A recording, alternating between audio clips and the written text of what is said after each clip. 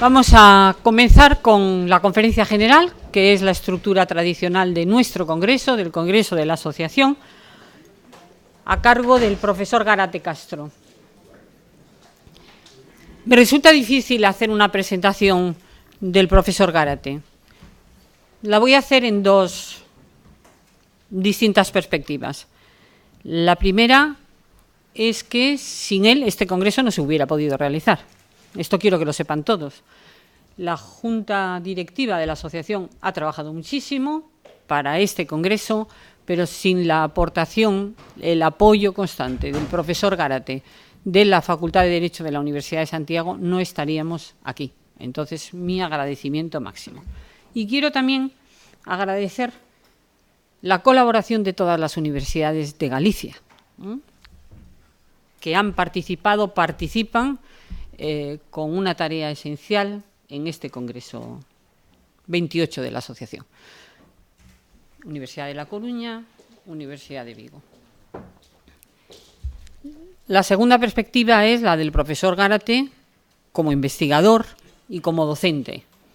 Y ahí pues necesitaría yo más tiempo del que me ha sido asignado y que debemos cumplir todos para hacer una presentación del profesor Gárate. Pero sintetizando, si eso se puede lograr en el caso del profesor Gárate, yo diría, o yo digo, no diría, sino que digo, que es un ejemplo de académico, investigador y docente perfecto, que ha dedicado una larga y productiva carrera de trabajo a la investigación, tratando los distintos temas de nuestra disciplina con un rigor y una profundidad que le caracterizan a él especialmente, cerrando absolutamente todos los temas que toca, sin dejar nada al azar, en una construcción que se compartirá o no, para eso estamos, para debatir, pero que desde luego es absolutamente científica, perfecta en su construcción. Creo que es un ejemplo de honestidad intelectual, de dedicación a esta Facultad de Derecho de la Universidad de Santiago, donde ha formado una escuela muy relevante para nosotros, muy relevante, por lo cual todos nosotros le tenemos que estar muy agradecidos. Es además un todoterreno en esta síntesis porque se ocupa de todas las materias del derecho del trabajo. Yo puedo señalar que su trabajo sobre desplazamientos lo he leído varias veces porque me ha interesado mucho, pero me quedaría muy corta si citara ese único trabajo, porque el profesor Gárate, como vais a tener la comprobación en la ponencia que está publicada ya en el libro del Congreso, de comprobar, pues agota los temas sin agotar al lector, cosa que no es sencilla de hacer, cosa que no es sencilla de hacer porque sabe encontrar la esencialidad de la construcción para mostrarla. Y además ha tratado todos los temas de la disciplina, de derecho del trabajo y de la seguridad social. Creo que es un puntal de la construcción de lo que hacemos, de nuestro trabajo, igualmente en el ámbito de la docencia. Es además una persona muy conocida, no ya fuera de Galicia, sino fuera de nuestro país, porque continuamente es invitado y tiene estancias en otros países, donde pronuncia conferencias y donde ayuda con su saber, con su sabiduría, a los que trabajan con él o junto a él. Yo tengo una relación personal de admiración, respeto y agradecimiento por tantas cosas al profesor Gárate, que no tengo más palabras que las que he pronunciado para hacerlo. Creo que es el mejor inicio que podíamos pensar para abordar el tema complicado que nos trae a este congreso y para que el congreso, si habéis visto el libro, cumpla la finalidad que esta junta directiva y que las anteriores han querido, que es que sea propositivo, que podamos hacer propuestas. Y creo que tal como están enfocadas las ponencias y esta conferencia inaugural, seremos capaces de hacerlo con la ayuda de todos, con la colaboración de todos, en el respeto de los tiempos y desde luego en la participación activa, no en esta conferencia inaugural, pero sí en los talleres, en las distintas ponencias, con la participación activa de todos en la discusión y en el debate.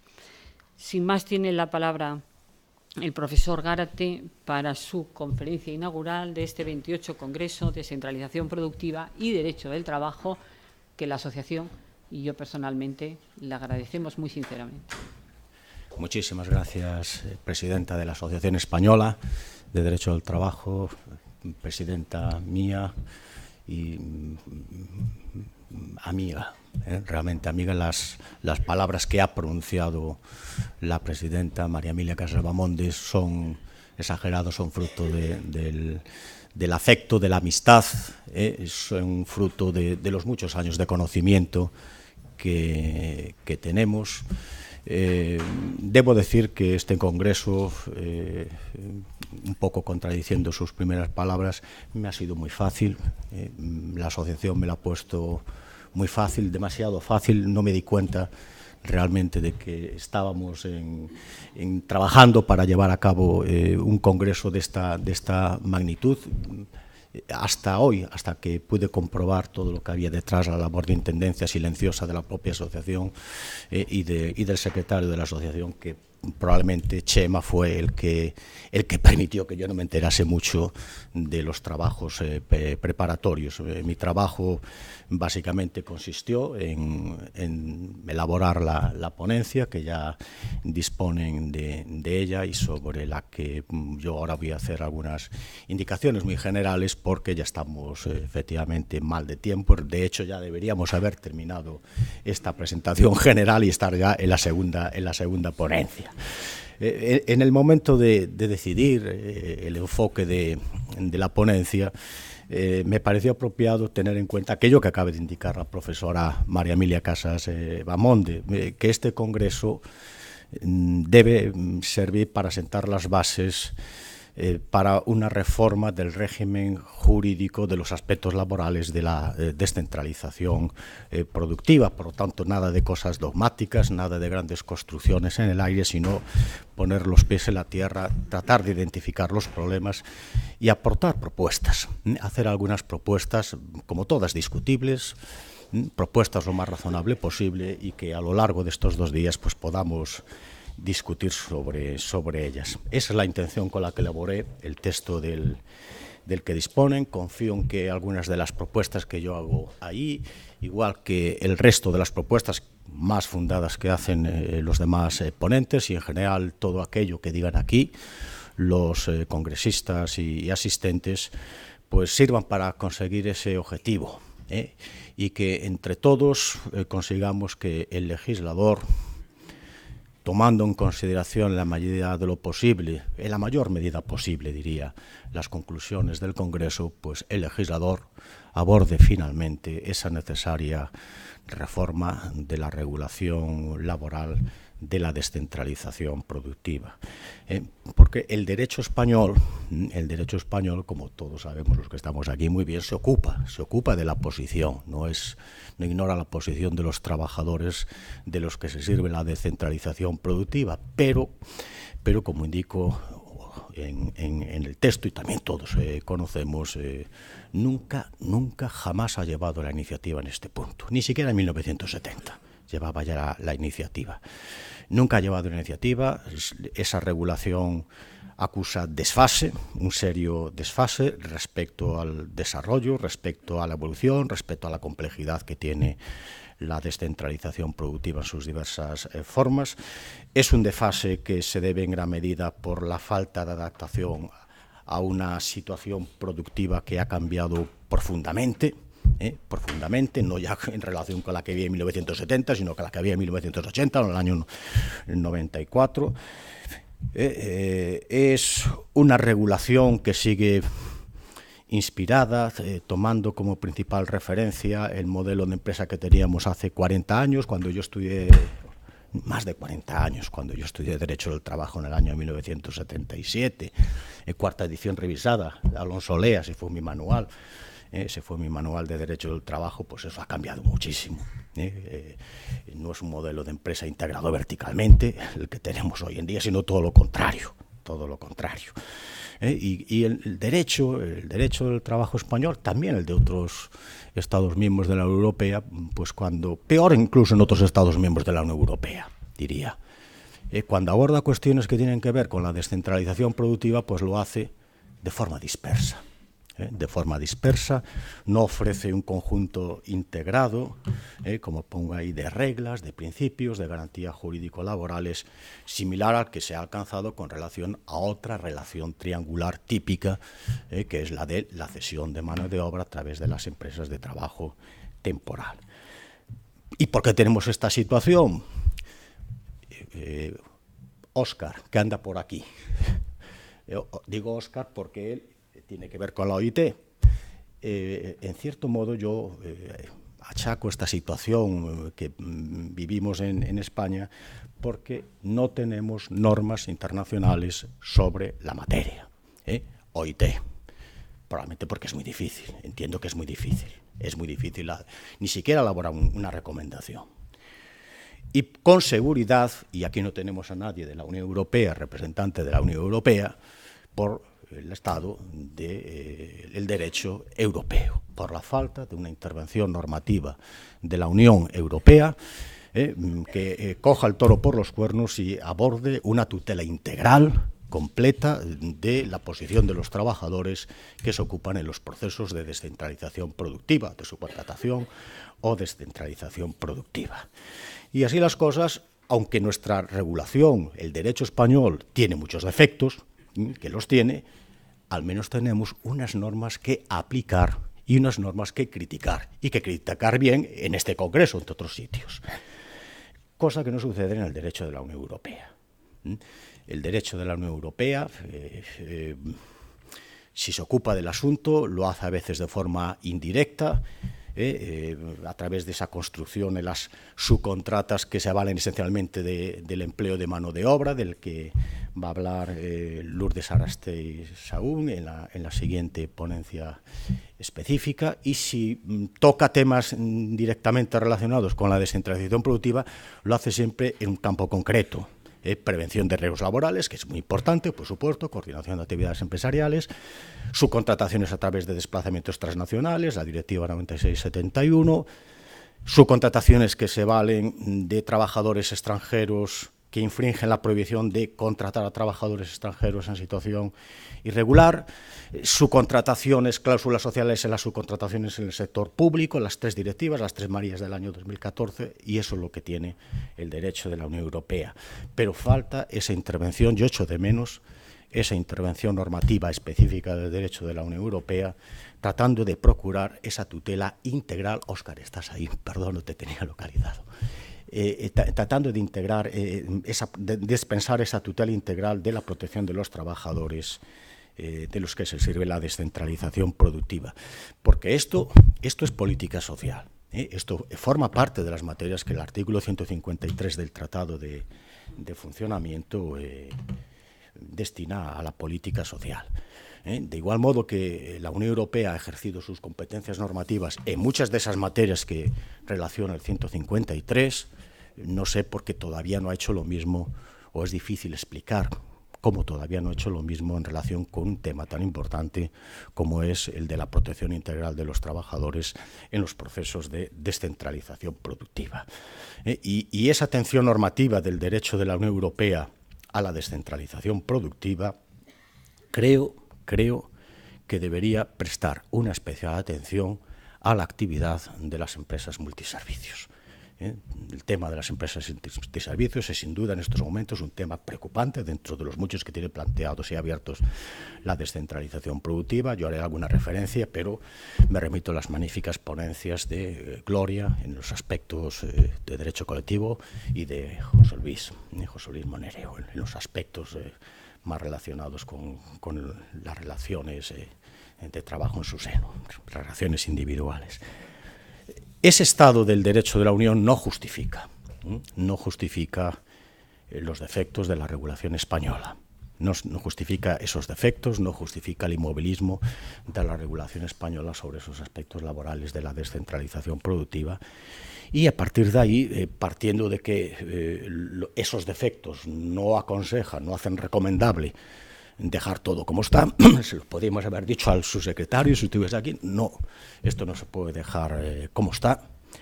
Se impone la actualización, se impone una mejora sustancial y, en definitiva, se impone un reforzamiento legal de las garantías de los trabajadores ocupados en los procesos de descentralización productiva.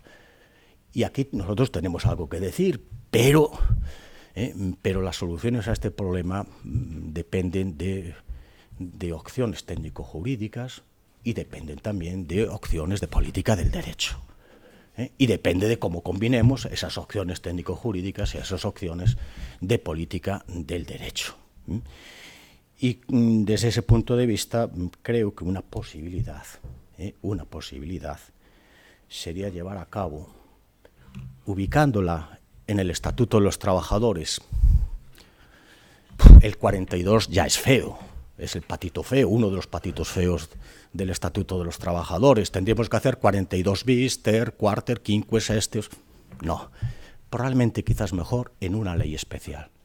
En una ley especial todo lo que tiene que ver con esa reforma de unificación, de clarificación de la descentralización productiva, integrando incluso en esa ley especial la especial de subcontratación en el sector de la construcción, probablemente. Los aspectos que tienen que ver con la protección y la subcontratación en el sector de la construcción. Y los elementos esenciales, a mi juicio, de esa reforma que estoy aquí proponiendo, pasarían por la precisión exacta del supuesto de hecho, que se entiende por descentralización, cuál es el supuesto de hecho regulado, y un mayor rigor, como ahí también indico, en la determinación de las garantías de los trabajadores que se ven afectados por esta descentralización, de la posición ocupada también al respecto por cada una de las empresas involucradas. Lo primero, el supuesto de hecho, nada de hacer referencia a uno o a varios concretos tipos de contratos, sino hacer una definición del supuesto de hecho probablemente descriptiva. Poner el acento, como ahí indico, en las funciones productivas, en el carácter decisivo que tiene la asunción por la empresa colaboradora de funciones productivas de la empresa cliente o de la empresa que solicita esa colaboración, de forma inicial o sobrevenida, con independencia, y esto puede ser muy crítico, con independencia de la naturaleza nuclear, accesoria o complementaria. Todo lo que es función productiva, nuclear, accesoria, complementaria, tiene que estar regulado, es lo mismo. Nada, la propia actividad, hay que superar ese concepto de propia actividad reduccionista y con independencia del carácter también estructural o coyuntural de esas funciones, si se implica en un resultado, si se implica en una actividad. Lo único que está claro es que de entrada lo único que hay que excluir son las operaciones de dar, de puro dar, compraventa, para entendernos. ¿Cómo se puede llamar a esto? Yo emplearía mejor descentralización productiva. Externalización, bueno, podemos discutirlo. Mejor para mí descentralización productiva. ¿Se puede seguir haciendo referencia a contratas y subcontratas de la propia actividad? Sí. Sí, pero con matices. Sí, siempre que entendamos que la asunción de esas funciones, la encomienda de esas funciones productivas son de la propia actividad. Las funciones productivas, sean nucleares, con independencia de que sean nucleares o no, son de la propia actividad, Por lo tanto, ya habría que corregir aquí una jurisprudencia importante, consolidada, en sentido contrario. Y, en segundo lugar, claro, habría que entender que cuando hablamos de contratas y subcontratas no lo estamos haciendo en un sentido riguroso, técnico-jurídico, y que estamos haciendo referencia, bajo esa expresión, tanto a la encomienda de funciones por vías contractuales, civiles, mercantiles o administrativas, contratos públicos, como por vías no contractuales. Y entonces así podemos hacer equivalente subcontratación de la propia actividad con descentralización productiva.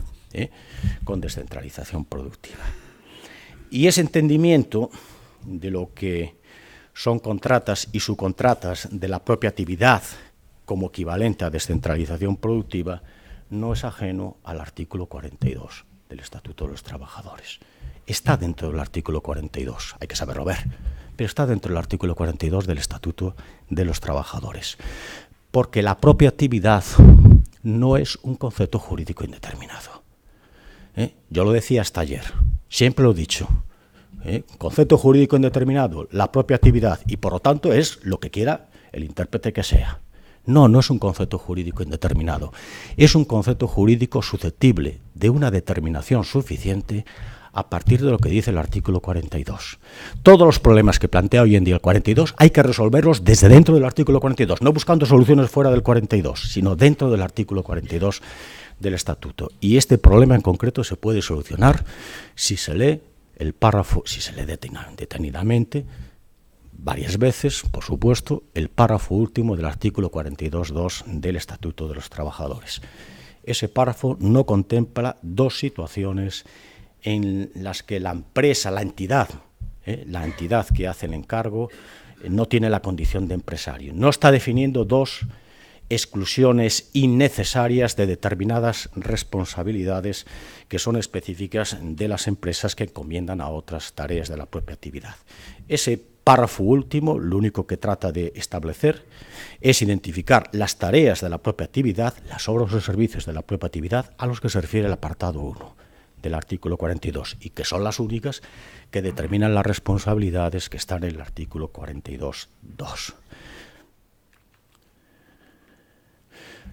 Conclusión: los únicos encargos que no pertenecen a la propia actividad son, cualquiera que sea su valor económico, cualquiera que sea su importancia, aquellos que por la naturaleza de los mismos son ajenos por completo a las exigencias de la función productiva nuclear, complementaria, accesoria de la función productiva de la empresa o entidad comitente.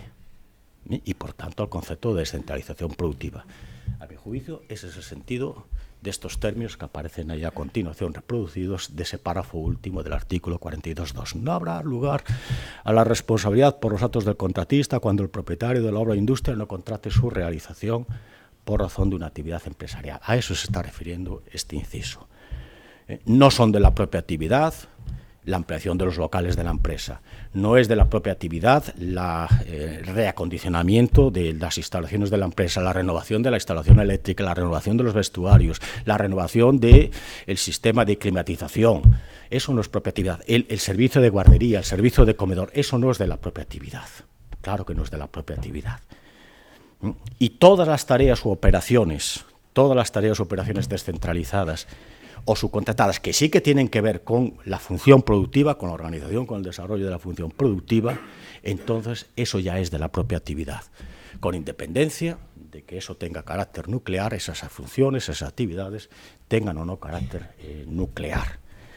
La encomienda de alguna de estas funciones, que tienen que ver de alguna manera con la función productiva, aunque sea de forma complementaria, conlleva la posible aplicación de las responsabilidades del artículo 42.2 del Estatuto de los Trabajadores, salvo que la entidad de esas funciones que son de la propia actividad, medida con criterios objetivos, es decir, valor, coste, precio, esa entidad no supere el valor que puede tener la construcción o reparación de una vivienda por el ciudadano medio. Y si ustedes me preguntan cuál es el valor que puede tener la construcción o reparación de la vivienda de un ciudadano medio, yo creo que les puedo decir que ese valor es notablemente inferior a 650.000 euros.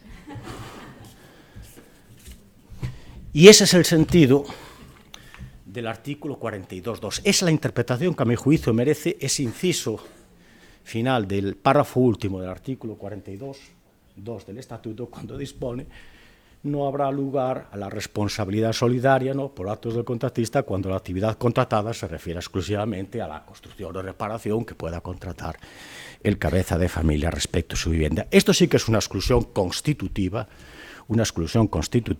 así entendida, es una exclusión constitutiva de la responsabilidad vinculada a tareas productivas de la menor importancia. tareas productivas de la menor importancia. Es una exclusión limitada a las responsabilidades salariales y de seguridad social del 42.2, a la que se añade lo que dice el artículo 15 de la Ley General de Seguridad Social respecto al deber de vigilancia, que también es onera del deber de vigilancia de la afiliación y alta, de comprobar, perdón, la afiliación y alta de los trabajadores destinados al encargo cuando se contrata. El valor de lo que se contrata no rebasa esta entidad de la construcción o reparación del cabeza de la vivienda que puede contratar el cabeza de familia, el ciudadano medio. Respecto a este mayor rigor, el segundo pilar, decía, el mayor rigor en la determinación de las garantías de los trabajadores, bueno, pues aquí sí que me parece muy conveniente ir a una diversificación de las obligaciones y responsabilidades de las empresas involucradas. Una diversificación de obligaciones y responsabilidades que podría estar basada en criterios, siempre criterios objetivos. Ahí pongo algunos: el valor económico de las tareas descentralizadas, como acabo de hacer referencia a él, la instrumentación de esa encomienda de tareas o de la descentralización por vías contractuales o por vías no contractuales. Yo creo que esto también puede ser un elemento importante de diversificación de obligaciones y responsabilidades. Y dejo para el final, aunque ahí lo pongo en el puesto intermedio, el elemento locativo, la localización de la actividad. Yo creo que hay que reservar las obligaciones y responsabilidades más intensas para cuando la actividad descentralizada se realiza en espacios, en locales que controla, donde desarrolla sus actividades la empresa que solicita la colaboración. Hay que reivindicar el elemento locativo. Hay que reivindicar el elemento locativo, no es algo marginal. Habrá que adaptarlo a las nuevas formas de trabajo, de producir, a la digitalización, a las nuevas tecnologías, pero el elemento locativo no se puede uno olvidar de ello. Por lo tanto, aquí alguna crítica hago, alguna jurisprudencia no muy lejana en el tiempo del Tribunal Supremo, donde prácticamente viene a dejar de lado este elemento locativo. No, hay que pelear porque juegue. El legislador debe jugar con este elemento locativo, más allá de lo que sucede en el ámbito de la prevención de riesgos laborales, donde efectivamente es un elemento relevante en el propio centro de trabajo. Todas las actividades, las responsabilidades son más intensas, pero en otros campos de la responsabilidad y las obligaciones de las empresas involucradas, el elemento locativo tiene que tener juego. No porque lo diga yo, sino porque lo dice, o lo ha dicho ya hace muchos años, uno de los grandes maestros del derecho del trabajo, que no nos puede acompañar hoy, pero que vendría a completar con los demás que están aquí esas IUS laboralistas de referencia que tenemos, grandes IUS laboralistas de referencia que tenemos en España, que es el profesor Rodríguez Piñero.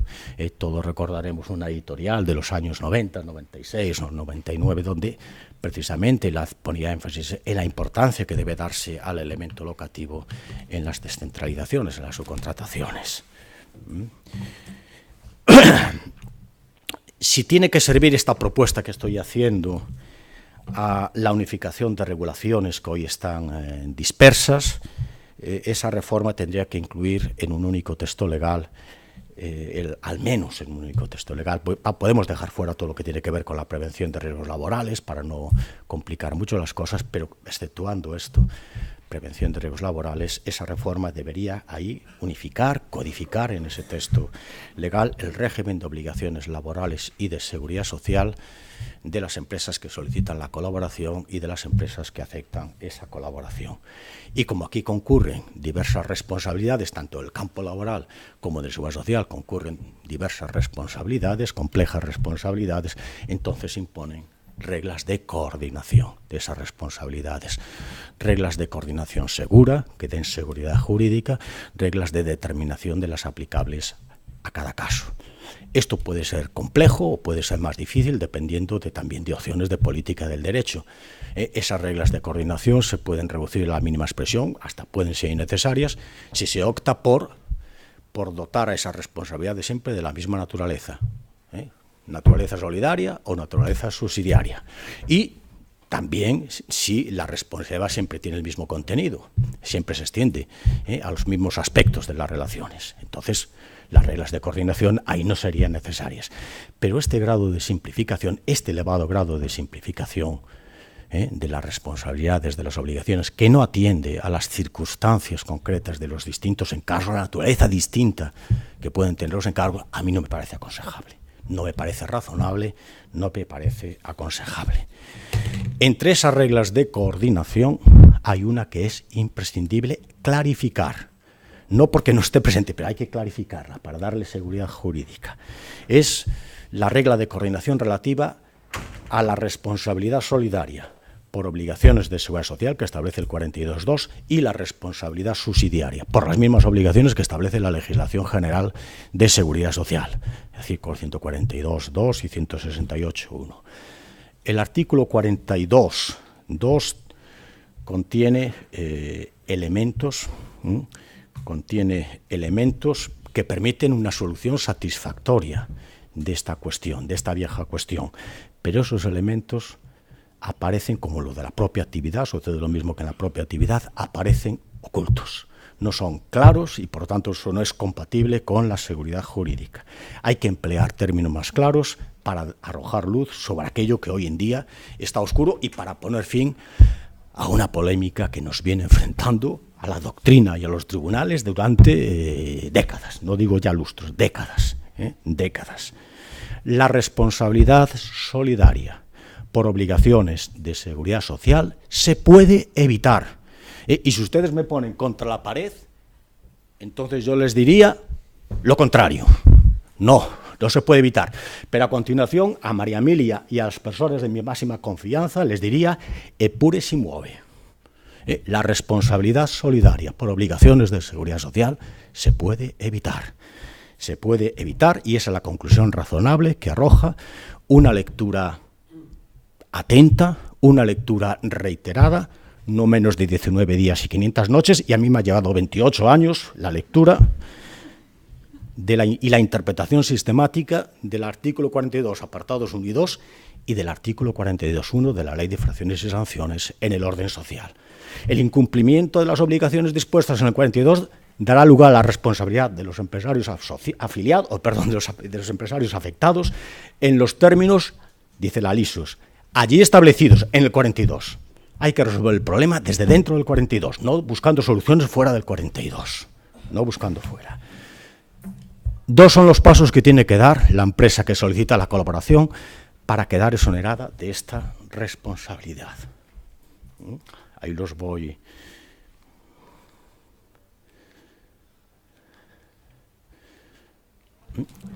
aclarando.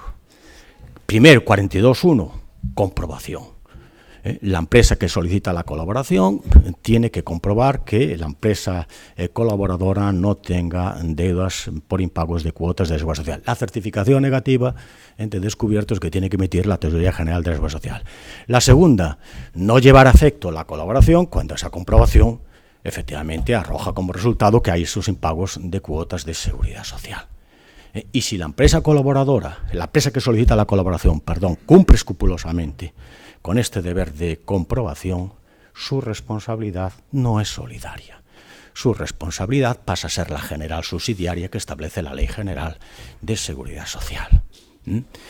Ese es el peaje que tiene que pasar la empresa que descentraliza actividades, la empresa que encomienda otras tareas de la propia actividad. Ese es el peaje que tiene que pasar para jugar por la autopista de la responsabilidad subsidiaria. Si comprueba solo responsabilidad subsidiaria, que es menos gravosa, si no comprueba sanción, como dice la ISOS, la sanción, la responsabilidad a la que hace referencia el 42.1 la ISOS, responsabilidad solidaria, usted va a tener la responsabilidad solidaria. Afortunadamente veo que Andrés Trillo, que se va a ocupar de este tema en su ponencia, después de enfocar las distintas posiciones que todavía mantenemos, doctrina y tribunales, discurre más, viene a confirmar esta posición que yo ahora les estoy mostrando, lo cual me alegra mucho porque él es un gran conocedor de la seguridad social, es un gran conocedor de esta materia, y además porque la circular de la Tesorería General que he visto en su ponencia pues también viene a confirmar que esta es la buena dirección. Un tema polémico, quizás de los más polémicos que yo pueda traer aquí a colación, y que sin duda, si nos podemos a discutir sobre él, pues el debate será encendido, pero muy constructivo. La posible atribución, esta reforma a la que estoy haciendo referencia, sería una oportunidad magnífica para abordar esa posible atribución a la empresa que descentraliza de la condición de empresario laboral parte del contrato de trabajo, bueno, durante el tiempo que se mantenga la colaboración.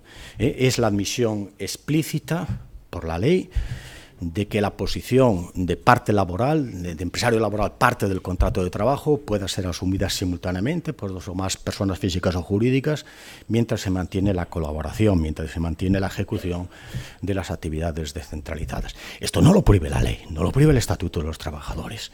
No lo admite expresamente, o no lo queremos ver dentro del Estatuto de los Trabajadores. Es vencer la resistencia de la ley a no admitir expresamente esta posibilidad y hacerla jugar esta posibilidad como un elemento valioso para resolver los muchos problemas laborales, o muchos de los problemas laborales que plantea esta relación triangular presente en la descentralización productiva.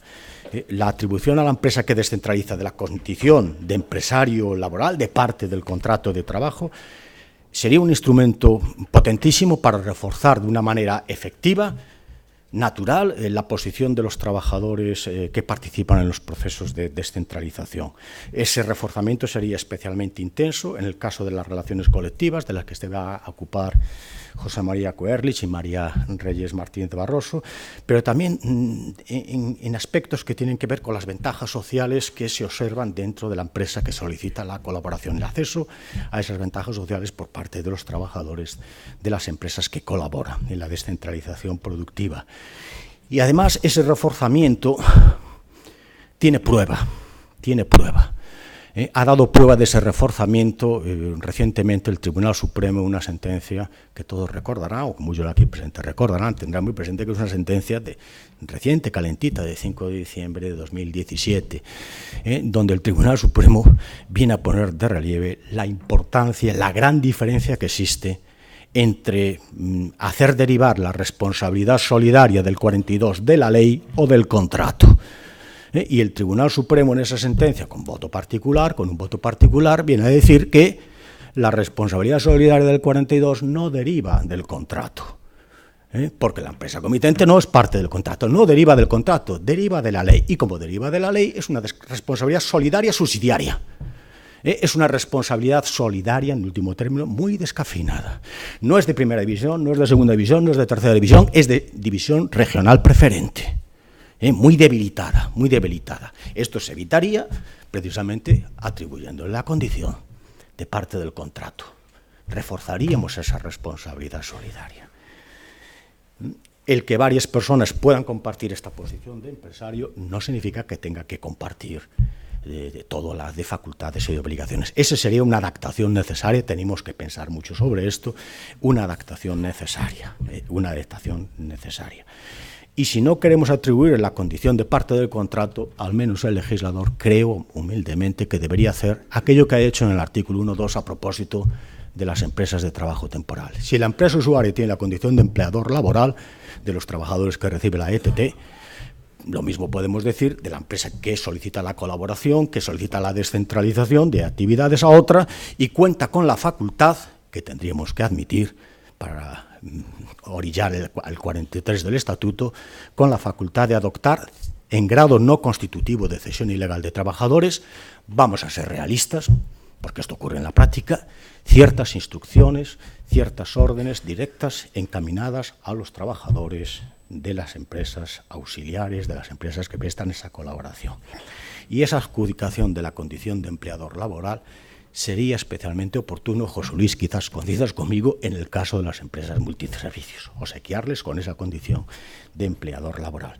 Y además, esto que aquí estoy poniendo de relieve está en sintonía, y a ver si sale adelante, con una propuesta de directiva sobre unas condiciones laborales transparentes y previsibles, con el concepto de empleador, que introduce esta propuesta de directiva. Empleador, uno o varias personas físicas o jurídicas que son directa o indirectamente parte de una relación laboral con un trabajador. Ojalá salga adelante esta propuesta, porque pondría una buena piedra en la cimentación de esta construcción en torno al empresario que solicita la colaboración como parte del contrato como empleador laboral.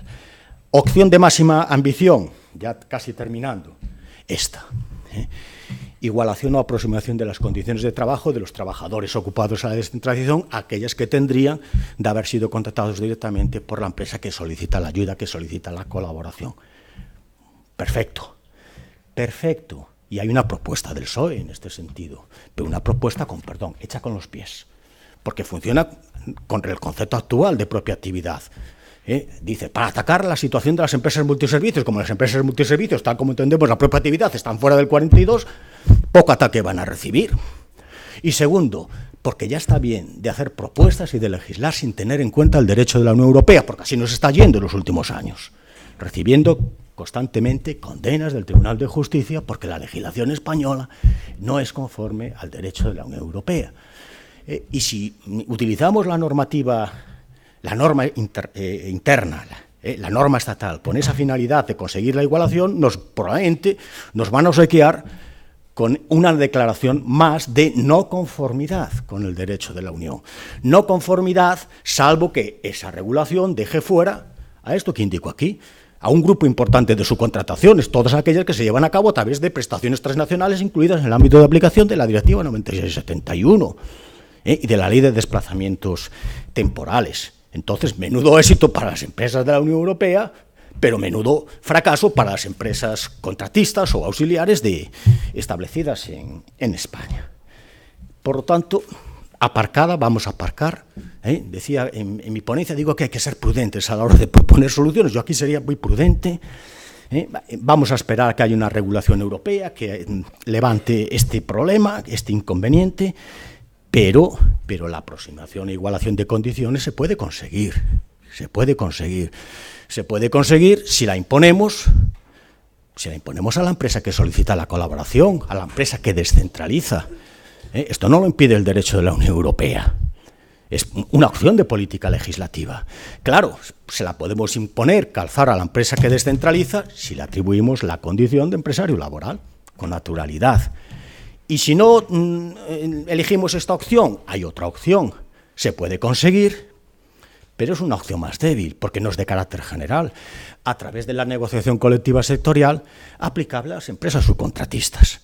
Y entonces esa igualación en el convenio colectivo sectorial se puede imponer a todos los subcontratistas, estén o no establecidas en España. Pero claro, esto depende del poder negociador.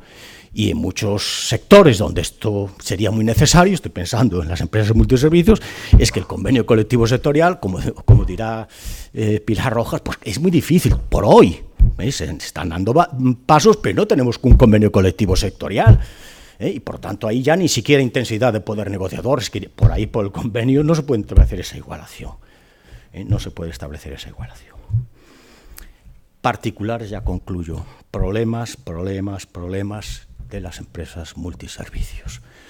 No voy yo aquí a decir nada nuevo porque Gloria y José Luis han hecho unas magníficas ponencias exhaustivas donde identifican todos los problemas, donde aportan soluciones. Yo mi ponencia simplemente he tratado un esquema de los que a mi juicio, y todos vamos a coincidir en ellos, son esos problemas: precariedad en el empleo de los trabajadores externos, baja calidad de las condiciones de todo tipo de estos trabajadores externos, grave dificultad para la constitución de comités de empresa y delegados de personal, órganos de representación unitaria. Hay que reformar el título segundo del Estatuto. No porque tengamos los problemas de constitución de órganos de representación unitaria en las empresas multiservicios, que es una de las razones básicas, sino por otras muchas razones. Hay que reformar, urge reformar la representación de los trabajadores de la empresa, el título segundo. No podemos estar como en el año 1980. Las cosas han cambiado mucho, las estructuras de las empresas han cambiado mucho, ha quedado gravemente tocada esa regulación. No da respuesta a los problemas que exige hoy en día la representación de los trabajadores en la empresa.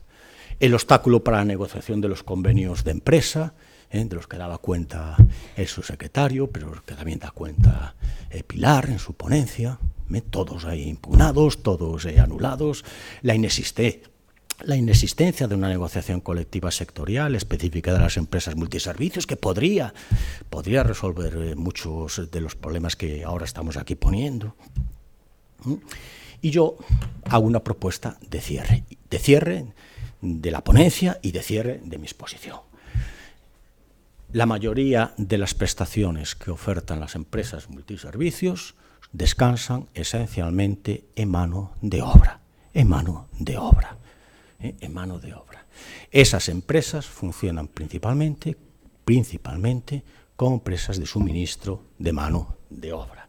Y por lo tanto, si funcionan principalmente como suministro de mano de obra, si colaboran en operaciones de descentralización, pero esa descentralización es tanto productiva como, no interna como por error digo la ponencia, sino descentralización de mano de obra, y la mayoría de las veces la descentralización que domina es la de mano de obra, entonces merecen una regulación específica que atienda a la que es su característica dominante, el suministro de mano de obra.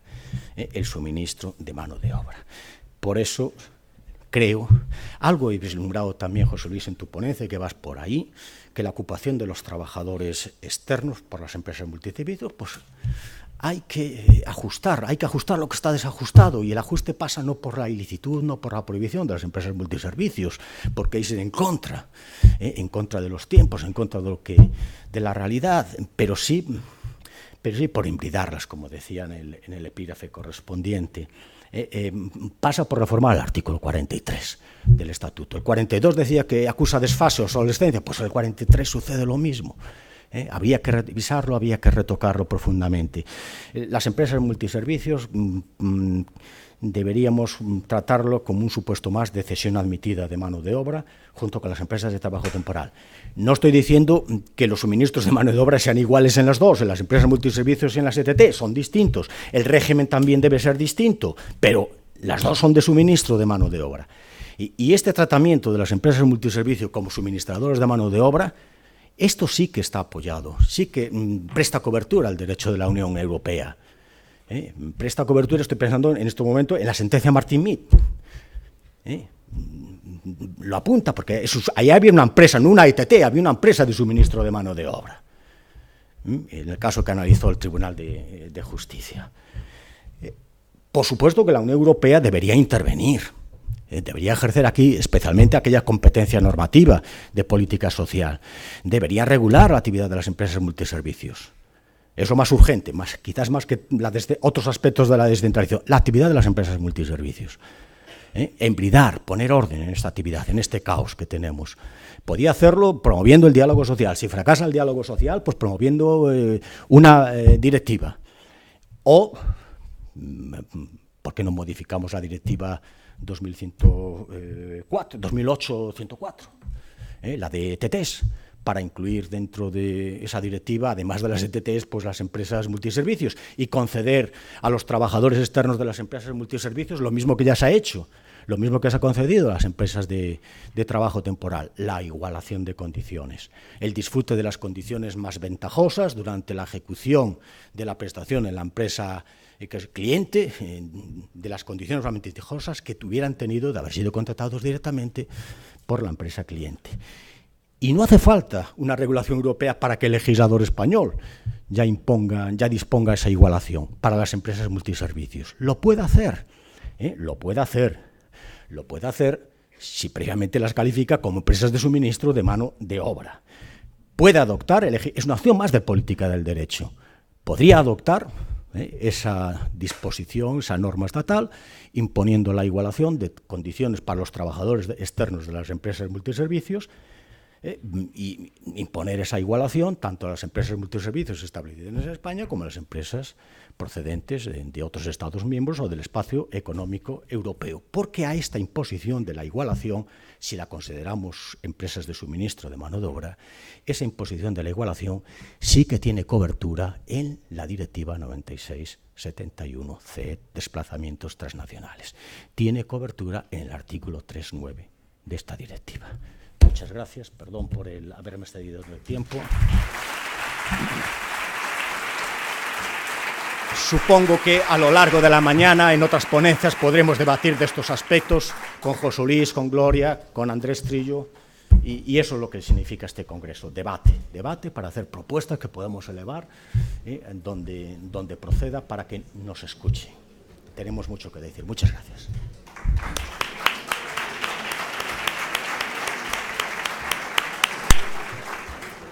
Bien, pues el profesor Gárate no ha defraudado nuestras expectativas, ha atendido perfectamente lo que la asociación le había solicitado, que era hacer propuestas, no debatir un tema que ya conocemos, sino tener capacidad propositiva para que el Congreso logre esa capacidad, llevarla a la realidad de un documento que podamos hacer llegarse al Congreso. Le parece que así debe ser a quien corresponda. Ha sido una intervención magistral, pero no dogmática, como él mismo ha señalado, sino problemática, planteando todos aquellos aspectos que merecen una nueva regulación, crítica de la jurisprudencia o del entendimiento que la doctrina o parte de la doctrina hace de un precepto tan complicado como el 42, pero al final hay propuestas concretas de reforma del 42, del 43, del suministro de mano de obra y la utilización de la técnica de las ETTs con sus diferencias a las empresas multiservicios. También hay una opción de política jurídica estricta, si en el estatuto, si en una ley propia, es decir, que creo que en esta conferencia inaugural están sentadas las bases para que el Congreso siga discutiendo sobre este impresionante y necesario tema de la descentralización productiva.